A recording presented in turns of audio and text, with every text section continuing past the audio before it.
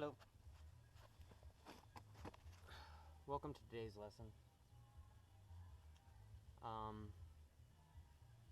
Today's lesson will be about doing let me show you instead.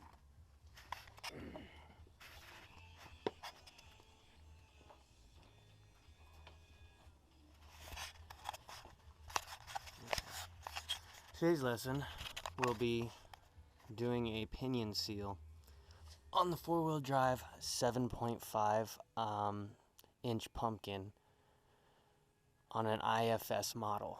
You can see there's a lot of leaking. Let me show everybody where everything is so that if you guys happen to have any ideas of where it could be leaking. I just redid the oil pan gasket. I don't know if I did such a good job because it looks like it's starting to get a little wet on the back side. Let me see. So, and then it looks like it's wet way up here, and it drips down, then drips down here, and then drips down on this too. It's been getting wet right here and dripping down the diff, so I'm assuming maybe this, because look at this is like all wet. So, I'm going to be redoing this today. This is the pinion seal right behind here. So, what I have done so far is that I've drained the differential so that there's no oil in here. It's right there, obviously. I put the plug back in so that it's not going to drip everywhere, so just in case this thing does spew a little bit, it'll spew into here. So, yeah, just so you know, it's leaking from probably either the pan still, or maybe my rear main seal's blown out, or the transmission seal. Because I'm just losing all my seals and whatnot now, because I've just learned once I was underneath here that my power steering pump is bad and it's starting to leak everywhere too. It's just like, what the yeah. So I've been trying to hunt these leaks down and freaking get them, but it seems like it's just to no avail, man. Like, I've done everything I can. Well, I mean, I'm still continuing to try, but I'm not touching this mirror. If it's the remain seal, I ain't touching it. There's no way I am doing that. That's going to take forever and whatnot, and I'm already just going to replace this transmission with a new one, so I'm not even worried about it. I just don't like leaking everywhere. So what I wouldn't do is I want to do this seal. I've already got it. Here it is. Factory seal. There you go. Just goes right in there. So, yeah, that's what I'm going to do. I'm just going to unbolt these right now. Pull this apart, but before I do, I'm going to mark it with some, I don't know where I had it. I thought I had it down here, but some white out so I can freaking put the flange back together the way it was. So that's what I'm going to do right now. I'll get back to you guys later. Okay, everyone. I've already gotten 2 bolts out.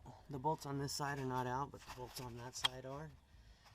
I'm sure you can see that there's a marking. I marked it with white out. Should be. Yep, there's a marking. And white out is a good thing to have. Obviously, it dries up very easily, but you know, it's a good thing to have sometimes. Okay, so what I've been doing to make it easier for me is that this front drive shaft will just freewheel spin when it's in 2-wheel drive. Just, you know, spin either direction. So just to make it easier, that makes it easier so you can just rotate it to get these bolts, but when you're trying to get the bolts off, it's kind of a little bit of a pain in the ass. So that's the reason why, if you would like it not to move, just plop it into 4-wheel low first gear, and just leave it in 4-wheel low first gear, and that'll engage this entire thing so where it won't move. So let me see, you can see it's locked in there, not moving. So that means that, yeah, it's not gonna move. So when you put it in 2-wheel drive, it sits there and spins. So this is so that you can, you know, work the bolts and then not have to worry about this thing moving around. So that was a little tip for you. And whenever you want it to spin again, you just plop it back into 2-wheel drive. So yep, well, when I get these 2 bolts out, I'll get back to you guys. And now that all the bolts are out, she actually freewheels. That's in 2-wheel drive. So it should spin. See? Spins. Okay, so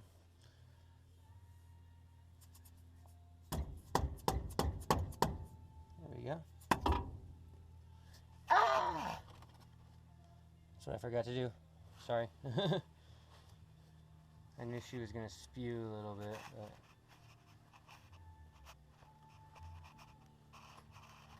forgot to put her there. But yeah, that's what you were supposed to do. Let's put that stupid thing there.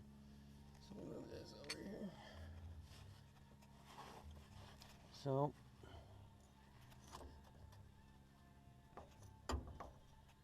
let's see.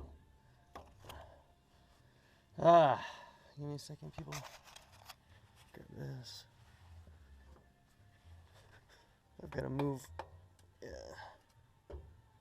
Well, I was hoping that I could just move this without dropping the thing, but I don't know.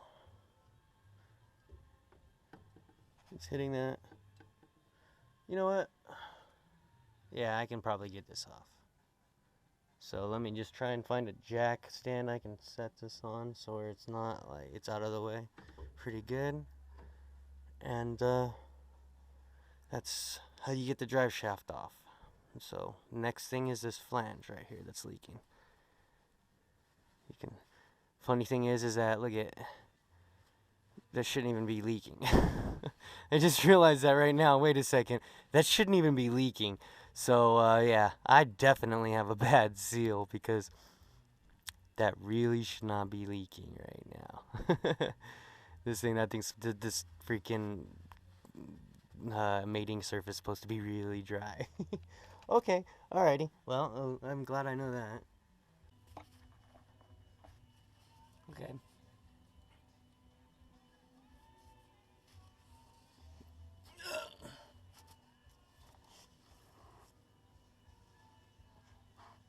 Alrighty, everybody.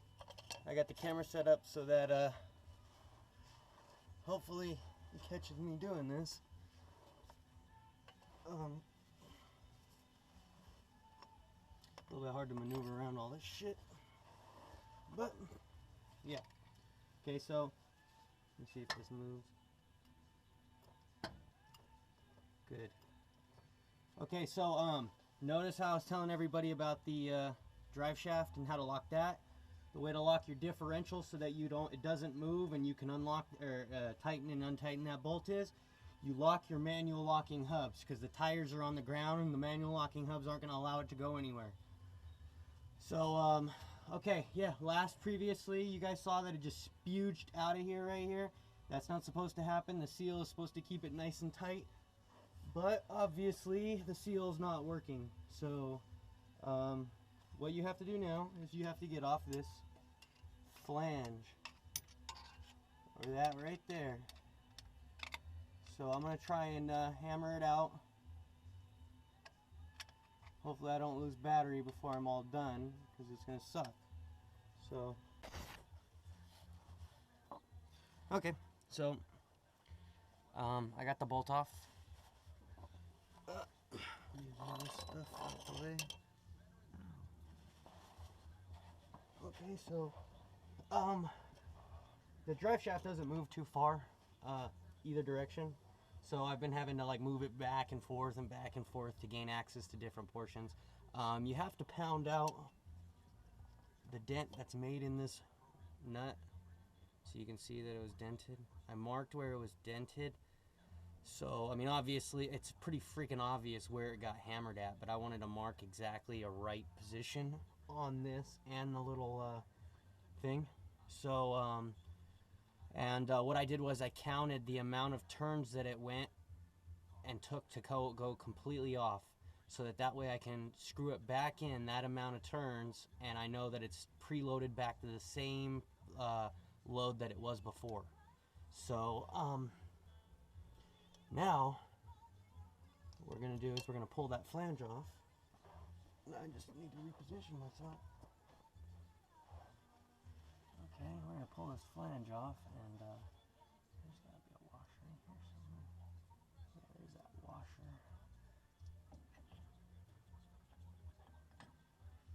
Wow. So there's the seal that's supposed to be holding back all the oil. I don't think it was doing his job very well. Yeah, it probably wasn't doing a damn thing. Look at how crusty this thing is. It's even leaking right now. Let